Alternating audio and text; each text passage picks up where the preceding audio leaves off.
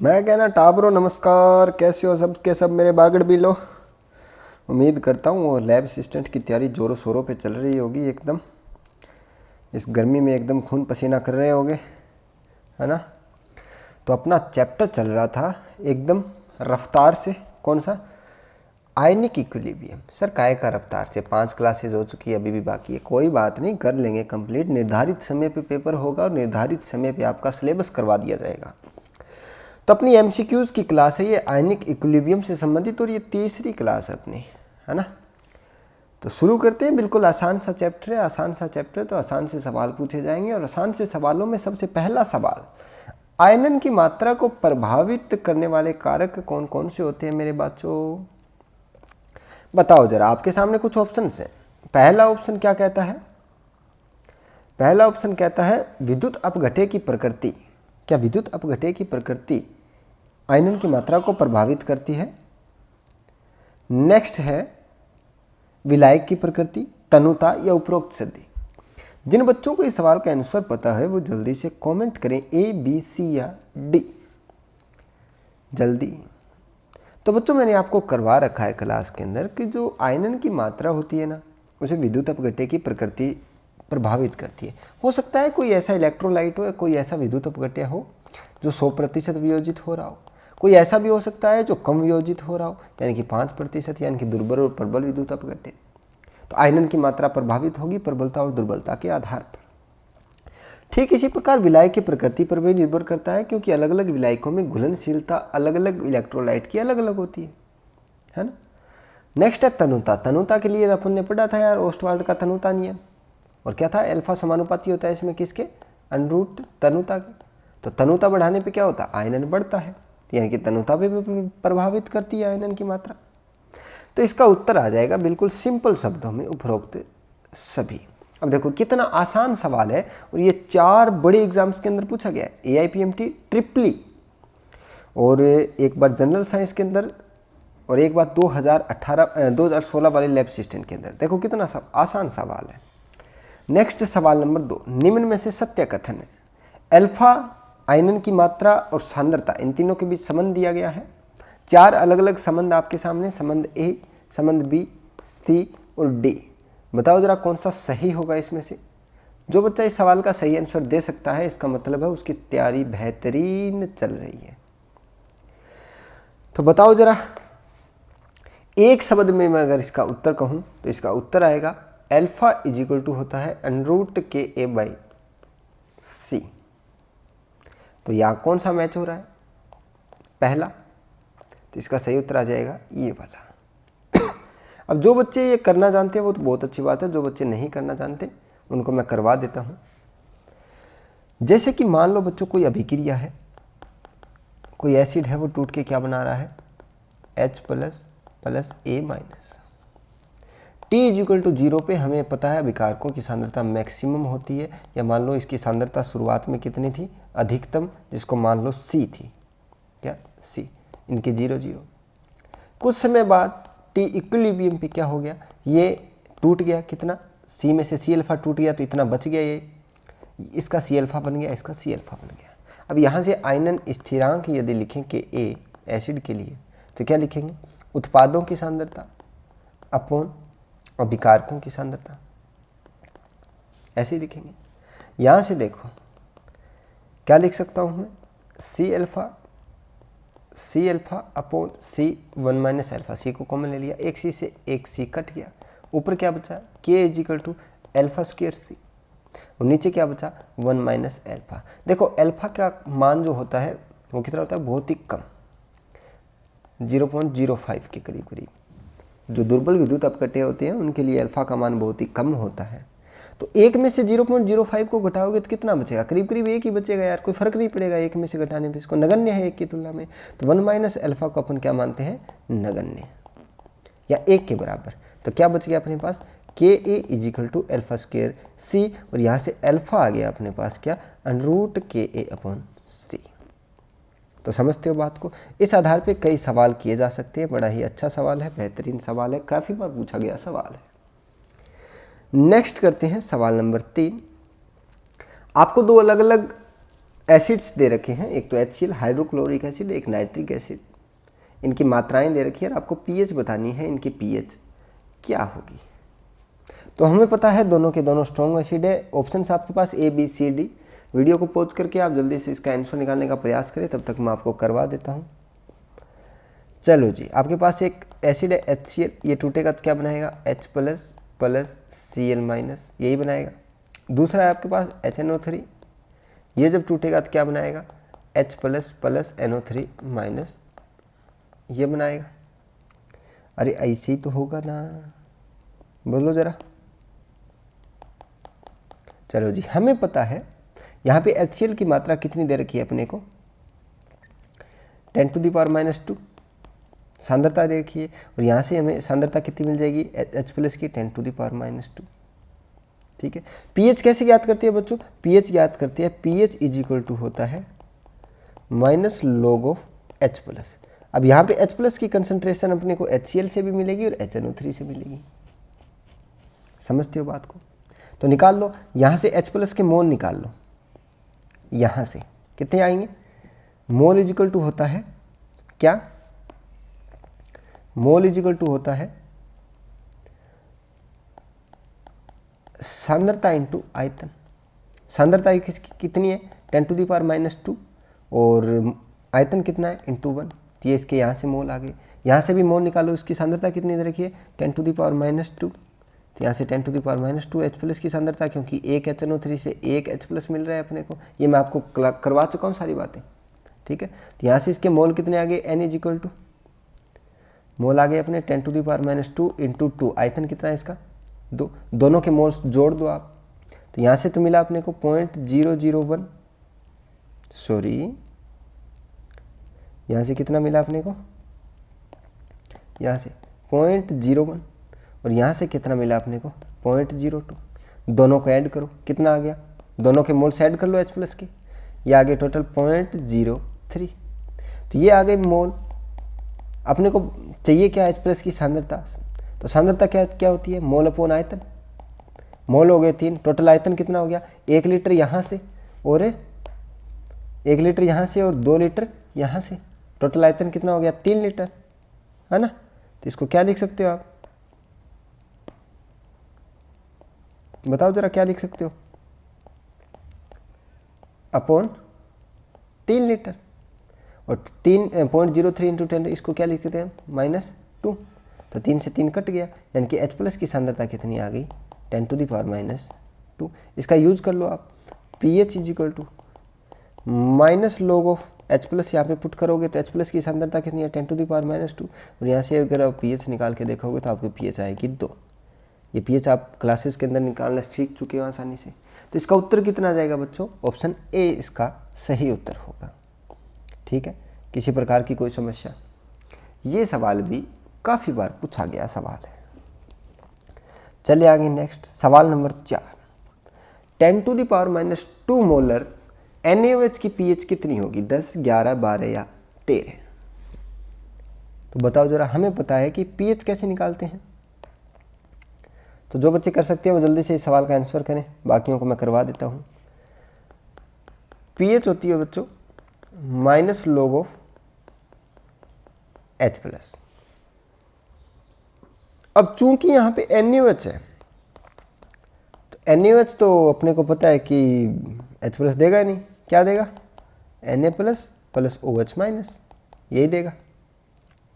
अब यहाँ पे अपन क्या निकाल देंगे, पहले POH निकाल लेंगे, क्या POH निकाल लेंगे, और वो कितनी मिलेगी अपने को minus log of OH minus की कंसंट्रेशन से। यहाँ पे OH माइनस की कंसंट्रेशन कितनी है, एक NaOH से क्या मिल रहा है, एक हाइड्रोक्सी ग्रुप मिल रहा है, तो 10⁻⁻2 मोलर से कितना मिल जाएगा 10⁻⁻2 मोलर, यानी कि हमें OH माइनस की सांद्रता मिल गई। इसको पुटअप कर दो यहाँ पर, तो किस प्रकार से होगा बताओ, POH is equal to minus log 10⁻⁻2, POH यहाँ से आएगी कितनी आपकी, सोल्व कर लो इसको, लॉग -2 log 10, और log 10 की वैल्यू कितनी होती है 1 होती है, तो POH is equal to minus minus हो जाएगा +2, यानी कि POH हमें मिल गई कितनी 2। हमें क्या ज्ञात करनी है बच्चों, pH ज्ञात करनी है, तो हमें पता है pH plus POH is equal to कितना होता है, pH plus POH is equal to होता है 14। तो हमें POH मिल गया है यहाँ पे कितना 2 इज इक्वल टू 14। तो pH बराबर अपने को कितना आ गया 14 माइनस 2 इज इक्वल टू 12। तो इस सवाल का सही आंसर कौन सा आ जाएगा, ऑप्शन सी। तो इस प्रकार से निकाल सकते हो, किसी प्रकार की कोई समस्या नहीं है, बिल्कुल आसान से सवाल है। इसी प्रकार के सवाल आपके प्रयोगशाला सहायक में आएंगे, बहुत ज़्यादा डीप सवाल नहीं आएंगे।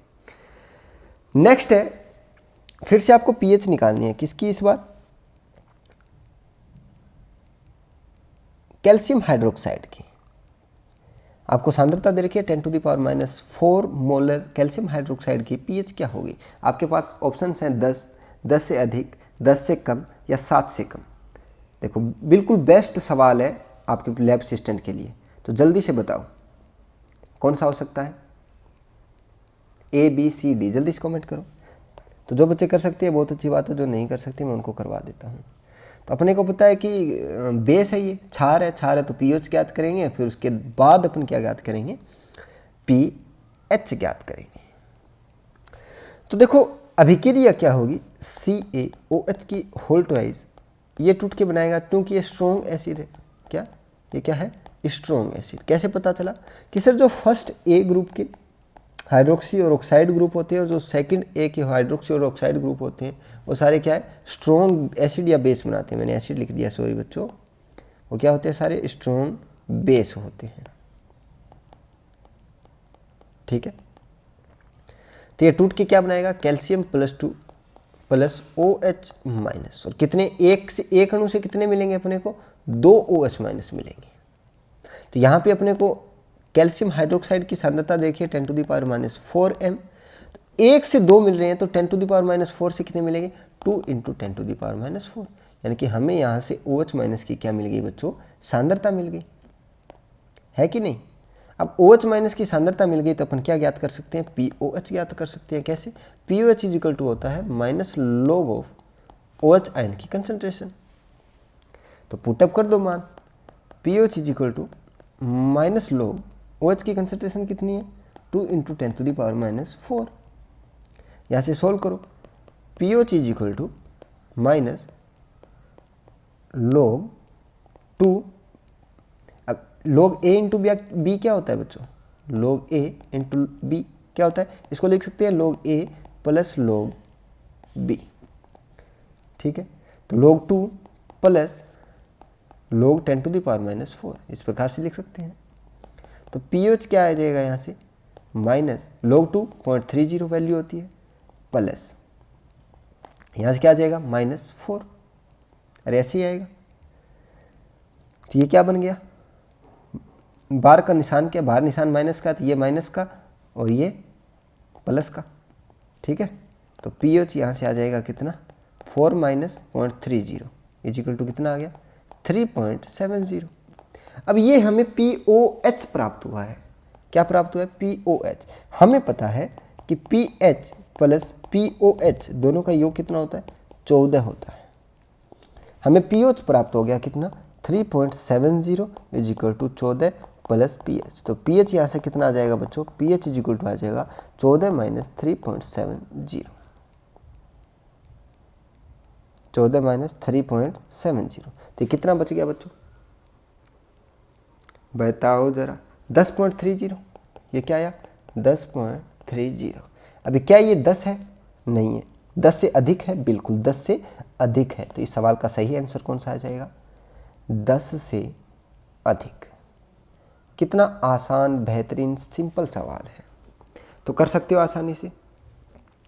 ठीक है, नेक्स्ट आपको दे रखा है एक वीक एसिड है जिसका Ka 2 × 10 टू द पावर -8 है, इसका pH क्या होगा, इसकी pH ज्ञात करनी है आपको। तो हमें पता है बच्चों किस प्रकार से करेंगे, मैंने आपको ऑप्शंस नहीं दिया, आप डायरेक्ट भी कर सकते हैं, सिंपल सवाल है।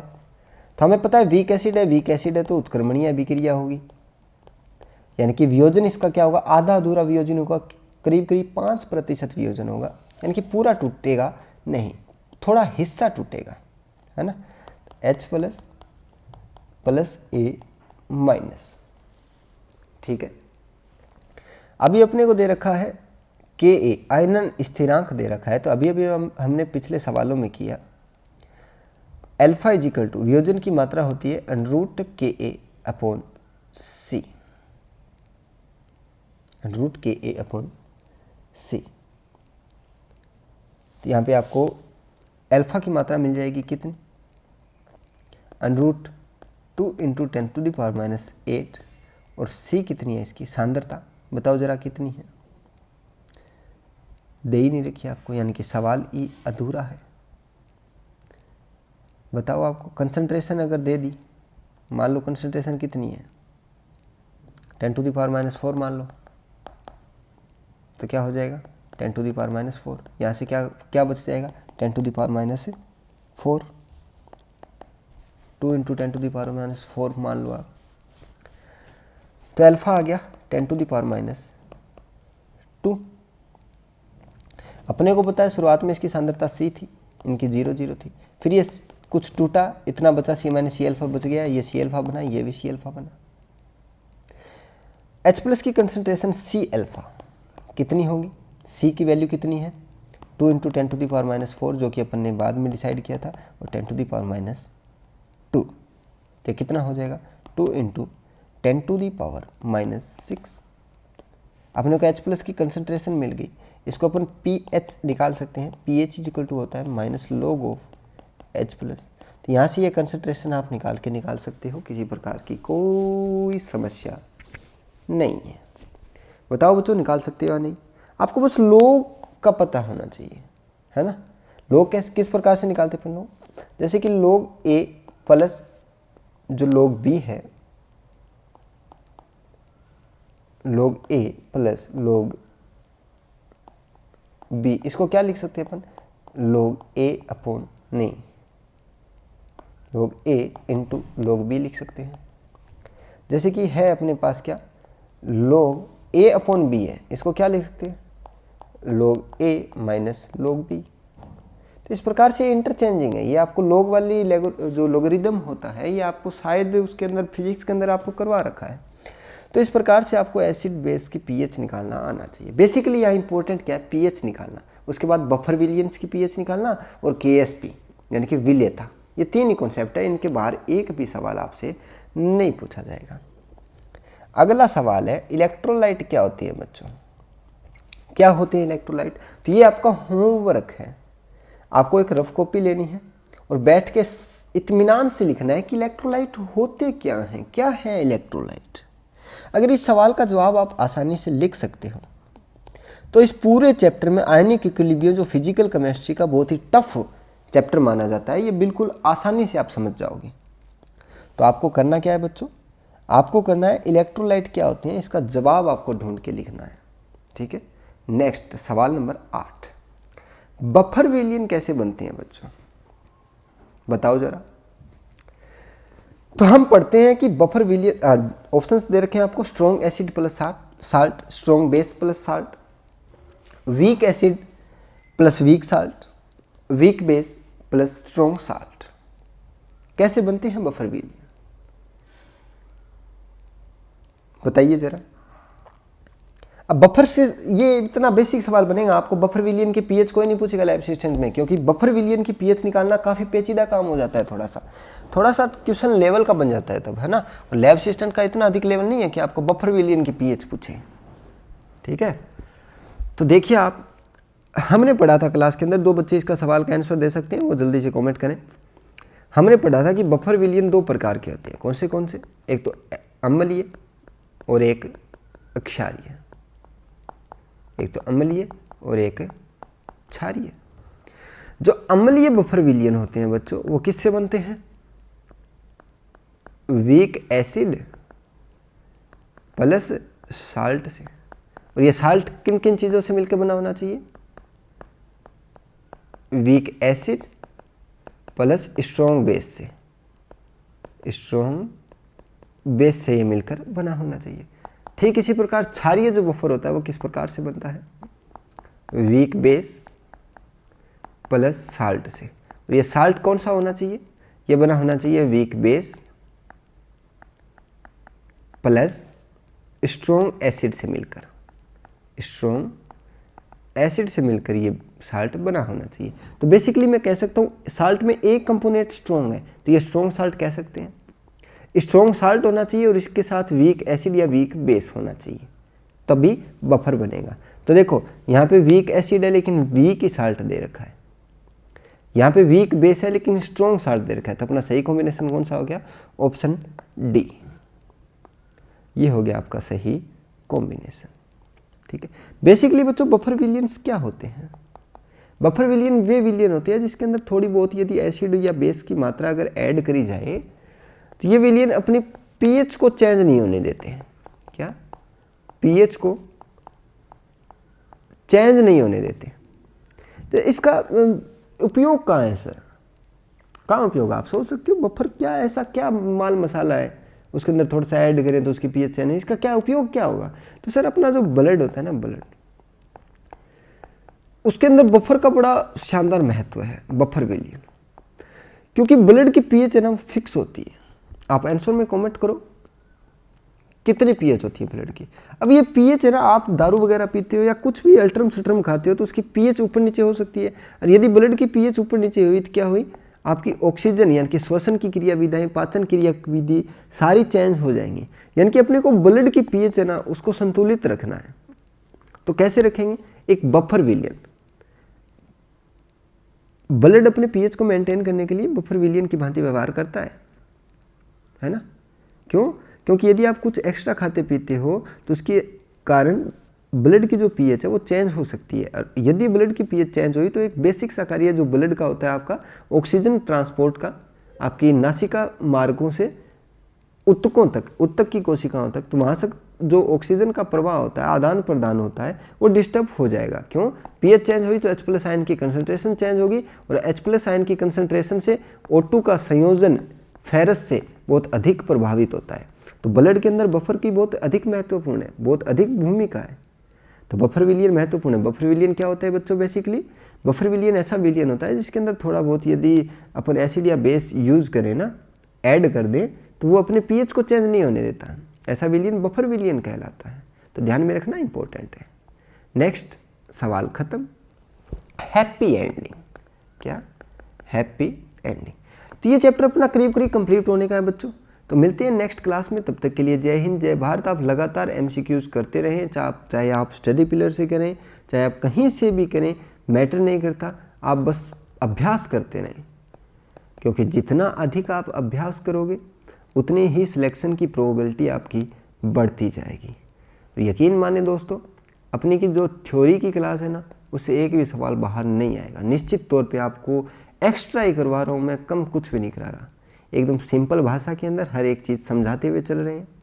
और आईने की इक्विलिब्रियम अपना 1-2 क्लास के अंदर समाप्त हो जाएगा। तो मिलते हैं कल सुबह थ्योरी की क्लास में, तब तक के लिए जय हिंद जय भारत।